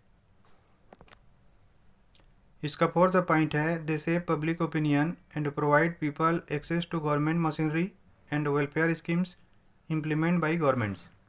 Fifth point है those parties that lost in the elections play the role of opposition to the parties in power by voicing different views and criticizing government for its failures or wrong policies. Question 32 का are है describe the necessity or utility of political parties in democratic countries. जो लोकतांत्रिक देश होते हैं उसमें क्या आवश्यकता होता है या क्या महत्व होता है पॉलिटिकल पार्टीज का, उसको इस क्वेश्चन में हमको डिस्क्राइब करना है।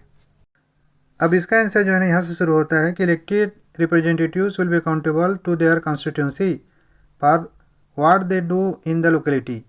तो जो इलेक्टेड रिप्रेजेंटेटिव्स होते हैं वो अकाउंटेबल होते हैं अपने कॉन्स्टिट्यूंसी में कि वो लोकेलिटी में क्या कर रहे हैं, but no one will be responsible for how the country will be run. We can also think about it by looking at the non-party based elections to the panchayat in many states. Although the parties do not contest formally, it is generally noticed that the village gets split into more than one faction, each of which puts a panel of its candidates. तो देखिए इसमें काफ़ी detail में इस page में समझाया हुआ है, जिसमें हमको ये बताया हुआ है कि बिना पॉलिटिकल पार्टीज़ के हम लोग रिप्रेजेंटेशन नहीं कर पाएंगे, लोगों में स्प्लिटिंग बढ़ जाएगा और किसी प्रकार की रिस्पॉन्सिबिलिटी या कोई मैकेनिज्म नहीं बन पाएगा, ना ही कोई पॉलिसी बना पाएगा, ना ही कोई इसको अपोज कर पाएगा। तो इसीलिए कोई भी प्रकार की डेमोक्रेसी में यह इम्पोर्टेंट है कि एक प्रकार का सिस्टम बने ताकि जो पॉलिसी बन रहा है उसका जस्टिफिकेशन हो, उसको अपोज कर सकें कोई और लोगों की ज़रूरतों को पूरा किया जा सके। इसीलिए हम बोल सकते हैं कि इन्हीं कारणों से जो पॉलिटिकल पार्टीज़ हैं वो हमारे लिए अनिवार्य हैं। इसमें से 5 कारणों को इसके आंसर में हमको लिखना है। इसका आंसर है कि these are the following necessities of the political parties. First है political parties are important as they give a wide variety of choices of candidates in election. Elected representative will be accountable to their constituency for what they do in the locality. इसका second point है political parties oppose the government and convey the public grievances to the government. They work as a link between the public and government.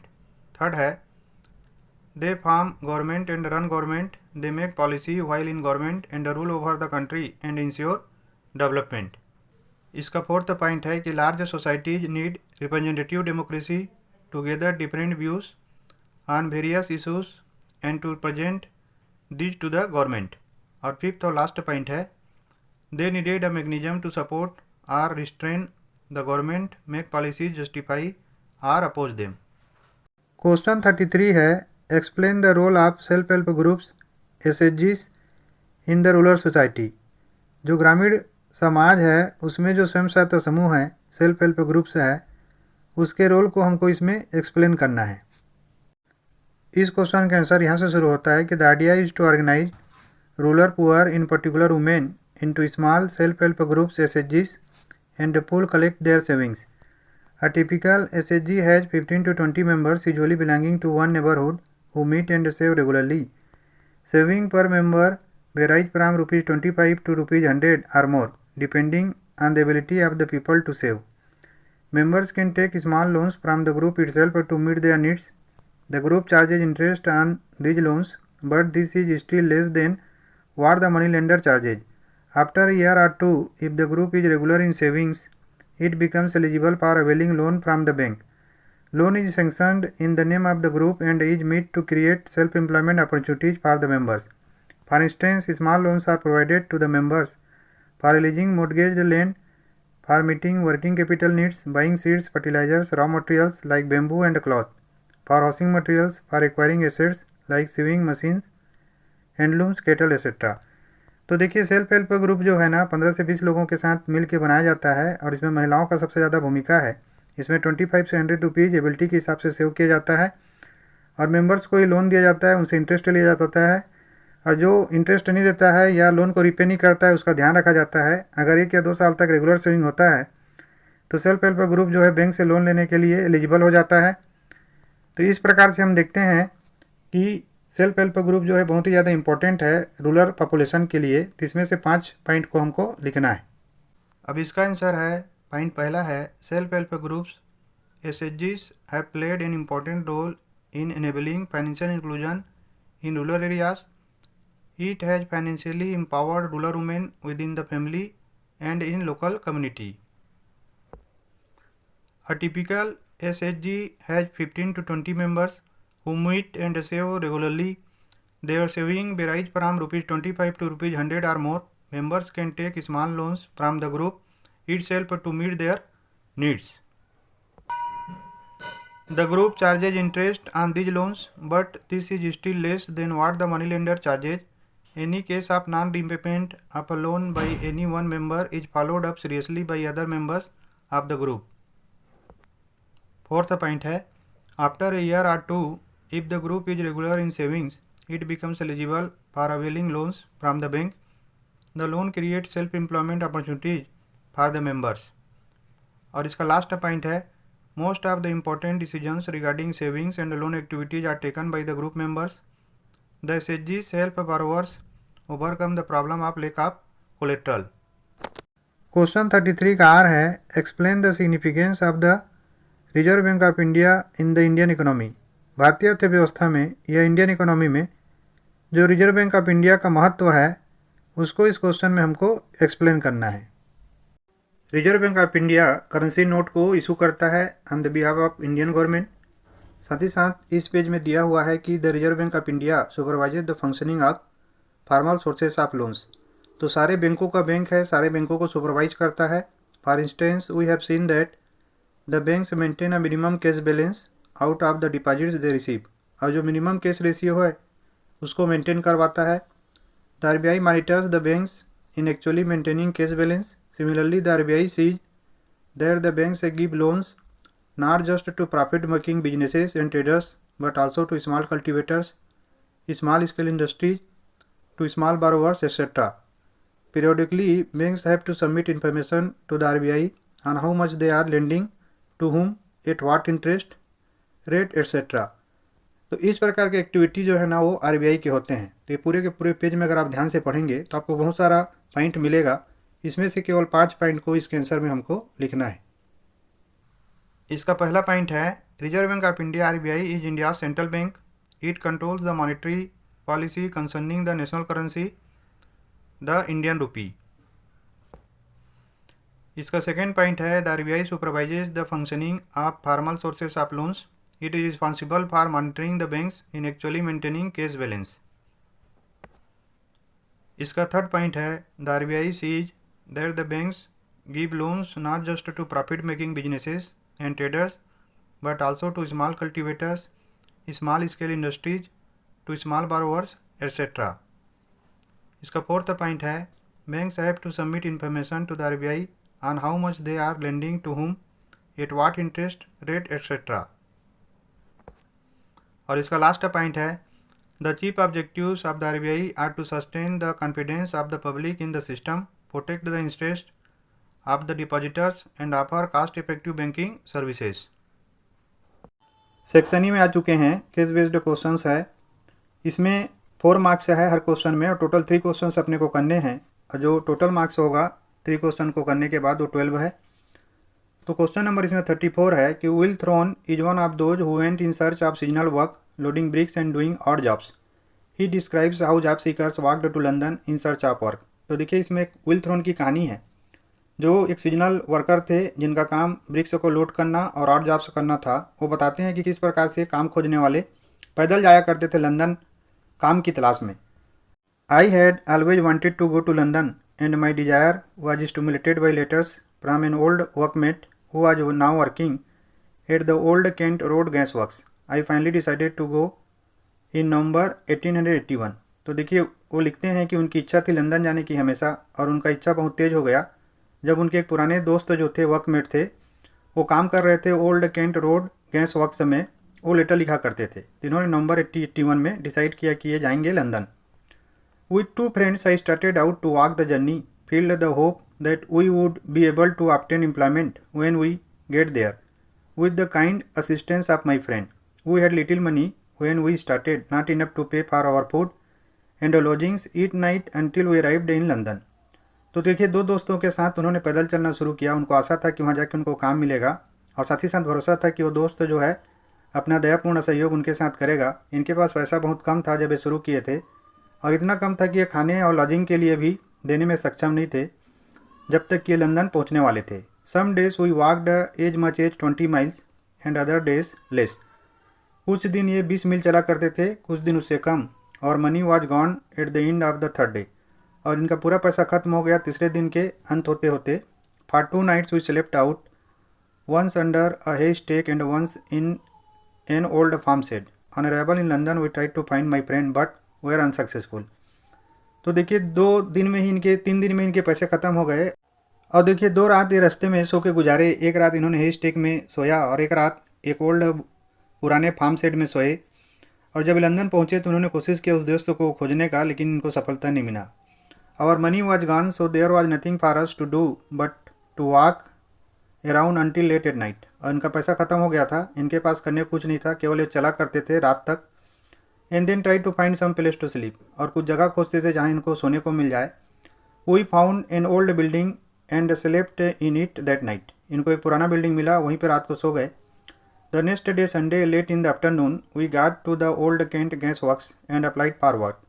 दूसरे दिन जो कि रविवार था, देर दोपहर को उनको ओल्ड केंट गैस वर्क्स मिला, जहाँ पे उन्होंने काम के लिए अप्लाई किया। To my great surprise the man we had been looking for was working at the time. और बहुत आश्चर्य के साथ जो आदमी को खोज रहे थे वो उस समय वहीं पे काम कर रहा था। He spoke to the foreman and I was given a job, और उसने फोरमैन से बात किया जिससे इनको काम मिला। अब इसमें क्वेश्चन नंबर 34.1 है कि analyse the major factor which led London become an attractive place for the job seekers. किस कारण से लंदन जो है ना एक अट्रैक्टिव प्लेस बना हुआ था जॉब सीकर्स के लिए, उसके मेजर फैक्टर को हमको बताना है।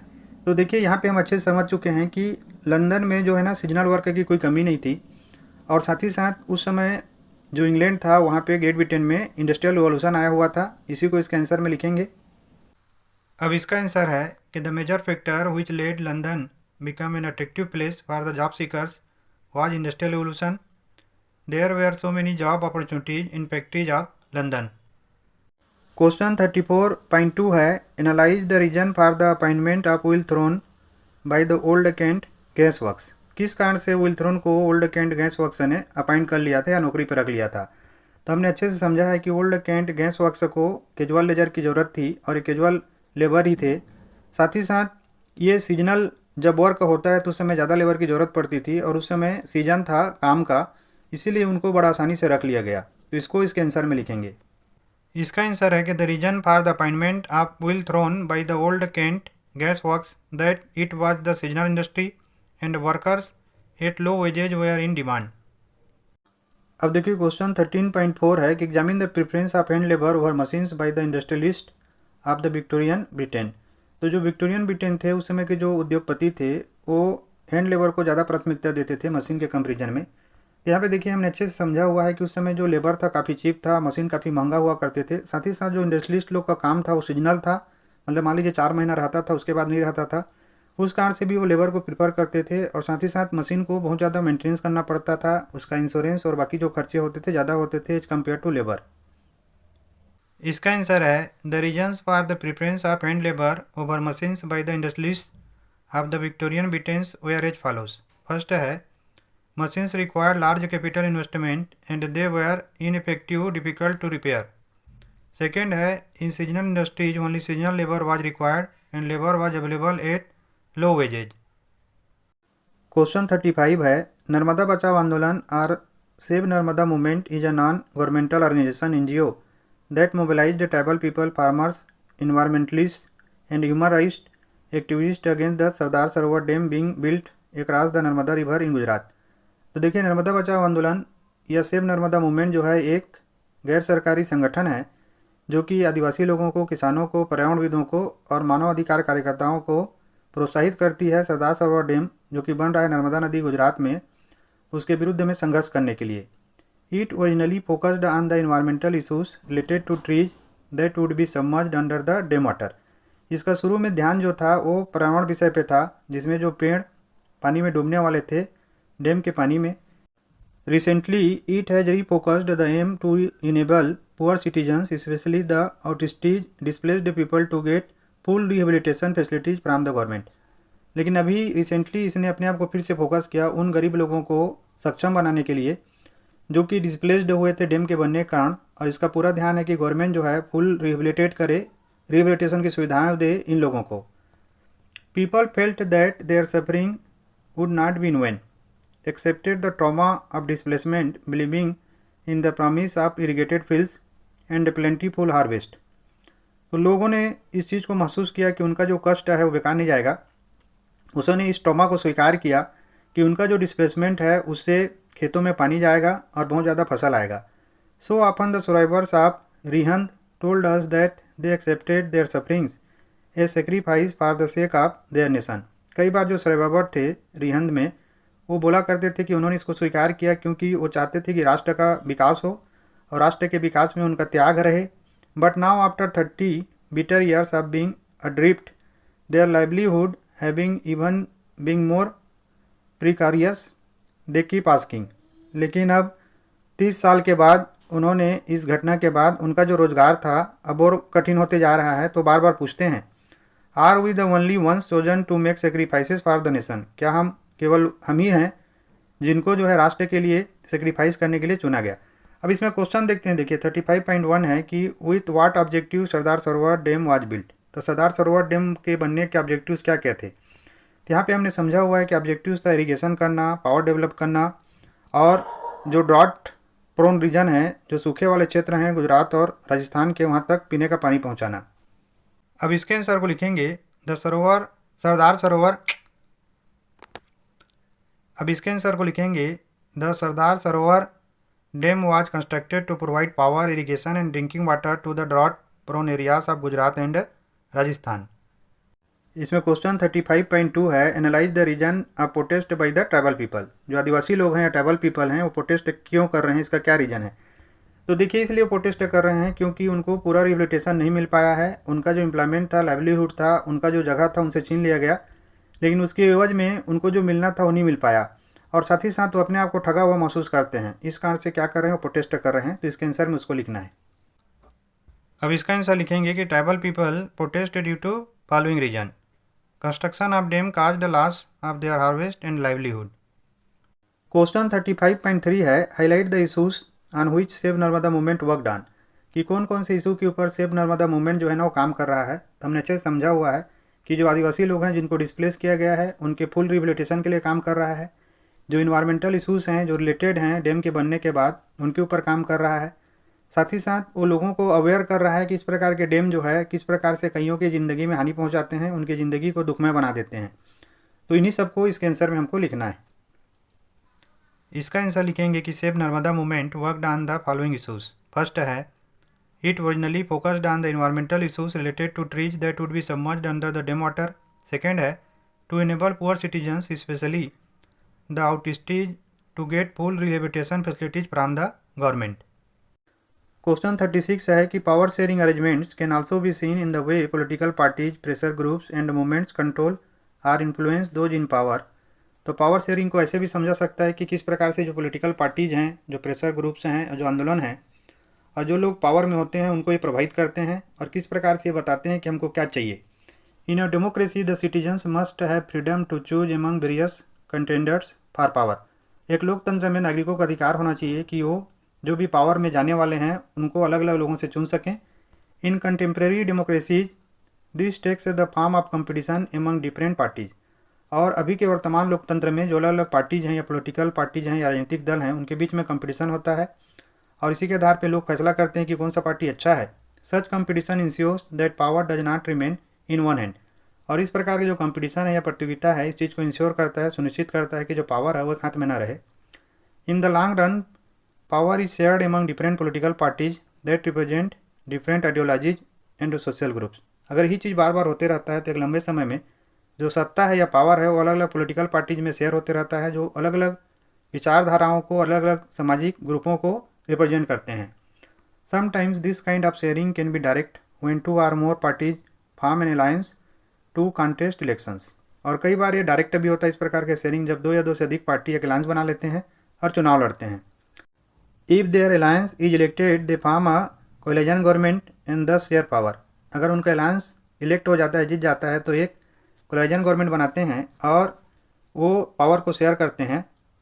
We find interest group such as those of traders, businessman, industrialist, farmers and industrial workers. लेकिन इसमें कई सारे इंटरेस्ट ग्रुप भी होते हैं, जैसे कि व्यापारियों का, ट्रेडर्स का, इंडस्ट्रियलिस्ट का, किसानों का, इंडस्ट्रियल वर्कर्स का। They also will have share in government power either through participation in governmental communities or bringing influence on the decision making process। और ये भी पावर को शेयर करते हैं अलग अलग तरीक़ों से, या तो ये गवर्नमेंटल कमिटीज़ में होते हैं या उसको प्रोवाइड करते हैं जो डिसीजन मेकिंग प्रोसेस होता है उसको। अब इसमें क्वेश्चन 36.1 है कि power sharing is an essential component of democracy, give one example to prove the statement. तो डेमोक्रेसी में, लोकतंत्र में जो पावर शेयरिंग है, सत्ता का बंटवारा है, एक एसेंशियल कंपोनेंट है, हमको इसको एग्जाम्पल से बताना है। तो यहाँ पे हमने अच्छे से समझा है कि बहुत सारे पॉलिटिकल पार्टी जो प्रेशर ग्रुप्स और मूवमेंट्स जो होते हैं ना, वो सत्ता में भागीदारी चाहते हैं और इसके लिए वो कोलाइजन करते हैं, अलग अलग लोगों के साथ भागीदारी करते हैं और पावर को शेयर करते हैं। तो इसी को इसके आंसर में लिखना है। अब इसका आंसर लिखेंगे कि power sharing is an essential component of democracy because it helps in reducing conflict between the social groups and ensure the stability. इसमें क्वेश्चन 36.2 है, how is alliance building an example of power sharing, कि जो alliance building है ना वो power sharing का example कैसा है। तो यहाँ पे हमने अच्छे से समझा है कि दो या दो से अधिक विचारधाराओं की पार्टियाँ अगर एक साथ अलायंस बना के इलेक्शन को कंटेस्ट करती हैं और बाद में जीतती हैं, तो जो पावर शेयरिंग वो पहले से हो गया रहता है, दोनों के बीच में जो समझौता रहता है, दोनों की आइडियोलॉजी के बीच में, उससे वो पावर शेयर हो गया रहता है। तो इस प्रकार के अलायंस जो है ना वो 100% पावर शेयरिंग के एक एग्जाम्पल हैं। तो इसको हमको इसके आंसर में लिखना है। अब इसका आंसर लिखेंगे कि alliance building is an example of power sharing because political ideas are shared between two or more parties to form a government। Question 36.3 है, how political parties, pressure groups and movements help in controlling or influencing those who are in power. तो देखिए, जो political parties हैं, pressure groups हैं, जो movements हैं, वो क्या करते हैं, बार बार जो लोग पावर में उनको बताते रहते हैं कि हमको ये चाहिए, अगर आप ऐसा नहीं करेंगे, जैसे मान लीजिए सरकार आरक्षण के खिलाफ जाएगा तो जो लोग आरक्षण चाहते हैं वो लोग सरकार के ऊपर प्रेशर डालते हैं। सरकार अगर डीए नहीं बढ़ाता है तो जो कर्मचारी लोग प्रेशर डालते हैं। तो इस प्रकार से जो डिसीजन मेकिंग प्रोसेस है ना उनमें इनका गहरा इन्फ्लुएंस रहता है। इसी को इसके आंसर में हमको लिखना है।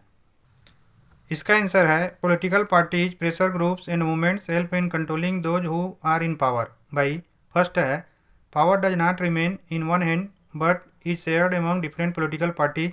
सेकेंड है, freedom of choice involves competition among different parties. Section A पे आ चुके हैं, जो कि मैप स्किल बेस्ड क्वेश्चन है।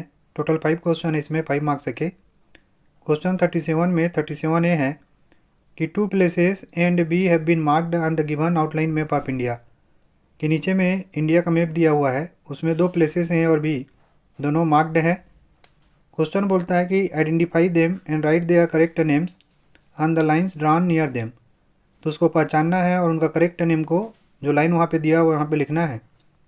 पहला है A, Indian National Congress session at this place in 1920। अब यहाँ पे देखिए, मैंने इसको एक मैप में लोकेट किया है। यहाँ पे लोकेट करके आपको लिखना है ए में कलकत्ता।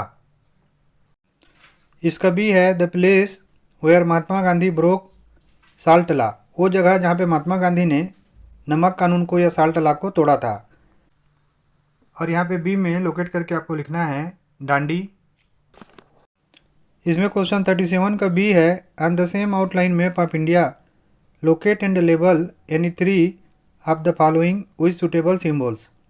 तो यहाँ पे उसी मैप में जिसको हमने अभी लेबल किया हुआ है, उसमें से नीचे में से 3 जो दिया है उसको हमको लेबल करना है और लोकेट करना है फर्स्ट है इसमें हीराकुड डैम। अब यहाँ पे देखिए उड़ीसा में लोकेट करके यहाँ पे लिखना है हीराकुड डैम। इसमें बी में देखिए तारापुर एटॉमिक पावर स्टेशन। अब यहाँ पे महाराष्ट्र में देखिए लोकेट करेंगे और लिखेंगे तारापुर। सी है नोएडा सॉफ्टवेयर टेक्नोलॉजी पार्क। अब यहाँ पे देखिए 37C में यहाँ पे नोएडा है, जो कि मैंने बताया नेशनल कैपिटल रीजन, दिल्ली के जस्ट बगल में, यूपी में आता है ये, इसको यहाँ पे लोकेट करेंगे। डी है कोची पोर्ट। अब यहाँ पे देखिए ये है कोची। 37B का डी वाला जो क्वेश्चन है उसके लिए ये केरला में लोकेट करेंगे हम लोग कोची को। तो देखिए पूरा का पूरा मैप कुछ इस प्रकार से दिखेगा। ए जो है कलकत्ता है, बी पे है डांडी जो कि गुजरात में है, कलकत्ता वेस्ट बंगाल में है। उसके बाद हीराकुड डैम जो है वो उड़ीसा में है, और यहाँ पे जो बी नंबर है तारापुर वो आपका महाराष्ट्र में है। जो सी क्वेश्चन है उसमें नोएडा यूपी में है, और जो लास्ट है कोच्चि जो है वो केरला में है। अब इसमें देखिए विजुअली इम्पेयर्ड कैंडिडेट के लिए 37 में फर्स्ट क्वेश्चन बोलता है कि name the place where the session of Indian National Congress was held in September 1920। तो सितंबर 1920 में इंडियन नेशनल कांग्रेस का जो सेशन हुआ था वो कहाँ पे हुआ था? तो जैसे कि हमको मालूम है वो कलकत्ता में हुआ था, तो यहाँ पे इसके आंसर में लिखेंगे हम लोग कलकत्ता। तो यहाँ पे हमने लिख दिया कलकत्ता। उसके बाद 37.2 देखिए name the place where Mahatma Gandhi broke salt law. ये भी हम समझ चुके हैं डांडी है, तो इसके आंसर में हम लोग लिखेंगे डांडी। उसके बाद इसका थर्ड नंबर क्वेश्चन है name the state where Hirakud dam is located. तो स्टेट है ओडिशा। अब इसका क्वेश्चन नंबर 4 है name the state where Tarapur nuclear plant is located. तो तारापुर न्यूक्लियर प्लांट जो है ना वो महाराष्ट्र में है, तो यहाँ पे लिखेंगे हम लोग महाराष्ट्र।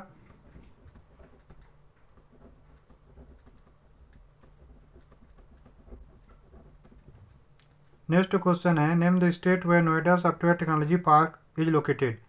तो जो नोएडा है वो उत्तर प्रदेश में है, तो इसके आंसर में लिखेंगे हम लोग उत्तर प्रदेश।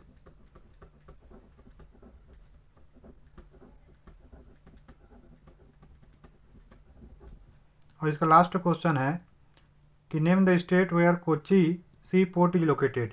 कोच्चि सी पोर्ट है केरला में, यहाँ पे लिखेंगे हम लोग इसके आंसर में केरला।